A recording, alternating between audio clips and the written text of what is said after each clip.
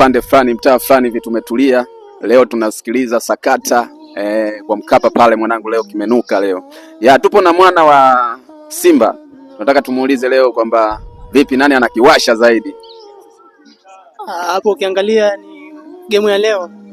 Yaani Simba leo tunashinda uhakika. Haipingwi leo kwa Mkapa atoki mtu, uhakika leo tunashinda. Na hata kama watushambulie vipi, yani na uhakika leo. Uhakika leo atoki mtu kwa Mkapa leo, mtu anakufa pale. Goli 2-3 au vipi? Kama ulivyomsikia mwana hapa anasema kwamba leo bwana kwa Mkapa atoki mtu. Unaambiwa yani ni hatari, yani kimenuka kwamba 2-2 bila. 2-2 bila hapo.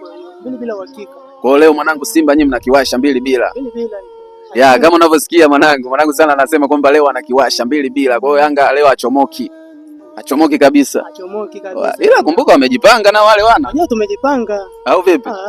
Mimi sinasikia mlikuwa mmelala tu, mmejipanga nini? Hamna, tumejipanga muda sana. Yaani muda kuanzia dabi walivyoirisha dabi ya tarehe 15 ile mazoezi tulikuwa tumewapania Yanga tu yani. Asa mbona tangu jana nyinyi mmejificha muonekani yani kwamba vipi yani? Kwa nini mmejificha yani tangu jana? Leo yenyewe ilikuwa haieleweki yani kwamba je, dabi ipo au haipo?